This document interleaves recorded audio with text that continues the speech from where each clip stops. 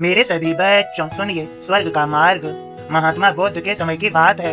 उन दिनों मृत्यु के पश्चात आत्मा को स्वर्ग में प्रवेश कराने के लिए कुछ विशेष कर्मकांड कराए जाते थे। होता ये था कि एक घड़े में कुछ छोटे छोटे पत्थर डाल दिए जाते और पूजा हवन इत्यादि कराने के बाद उस पर किसी धातु से चोट की जाती। अगर घड़ा फूट जाता और पत्थर निकल जाते तो उसे इस बात का संकेत समझा जाता कि आत्मा को पाप से मुक्ति मिल गई है और उसे स्वर्ग में स्थान मिल गया है।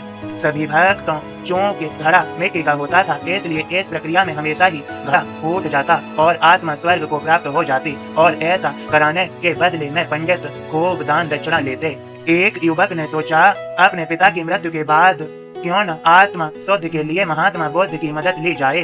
वे अवश्य ही आत्मा को स्वर्ग दिलाने का कोई और बेहतर और निश्चित रास्ता जानते होंगे। इसी सोच के साथ वो महात्मा बुद्ध के समक्ष पहुंचा।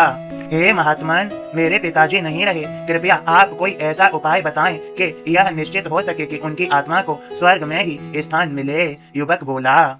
बुद्ध बोले, ठीक है, जैसा मैं कहता हूँ वैसा करना। तुम उन पंडितों से 2 घड़े लेकर आना, एक में पत्थर और दूसरे में घी भर लेना। दोनों घड़ों को नदी पर लेकर जाना और उन्हें इतना डुबोना बस उनका ऊपरी भाग ही दिखे।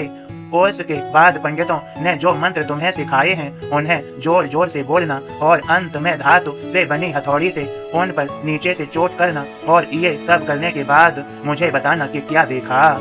युवक बहुत खुश था। उसे लगा कि बुद्ध द्वारा बताई गई इस प्रक्रिया से निश्चित ही उसके पिता के सब पाप कट जाएंगे और उनकी आत्मा को स्वर्ग की प्राप्ति होगी। अगले दिन युवक ने ठीक वैसा ही किया और सब करने के बाद वह बुद्ध के समक्ष उपस्थित हुआ।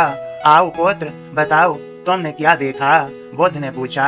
युवक बोला, मैंने आपके कहे अनुसार पत्थर और घी से भरे घड़ों को पानी में डालकर चोट की। जैसे ही मैंने पत्थर वाले घड़े पर प्रहार किया, घड़ा टूट गया और पत्थर पानी में डूब गए। उसके बाद मैंने घी वाले घड़े पर वार किया, वह घड़ा तत्काल फूट गया और घी नदी के बहाव की दिशा में बहने लगा। बुद्ध बोले, ठीक है, अब जाओ और उन पंडितों से कहो कि कोई ऐसी पूजा यज्ञ इत्यादि करें कि वे पत्थर पानी के ऊपर तैरने लगें और घी नदी की सतह पर जाकर बैठ जाए। युवक हैरान होते हुए बोला, आप कैसी बात करते हैं? पंडित चाहे कितनी भी पूजा करें, लेकिन पत्थर कभी पानी पे नहीं तैर सकता और घी कभी पानी में नहीं डूब सकता, सतह पर जाकर नहीं बैठ सकता।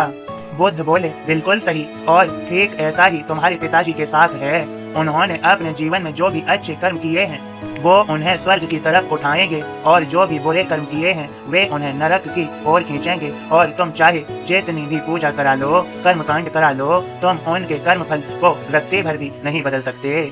युवक बुद्ध की बात समझ चुका था कि मृत्यु के पश्चात स्वर्ग जाने का सिर्फ एक ही मार्ग है, वो है जीवित रहते हुए अच्छे कर्म करना। मेरे सभी बच्चों, जीवित रहते हुए सभी अच्छे कर्म करना।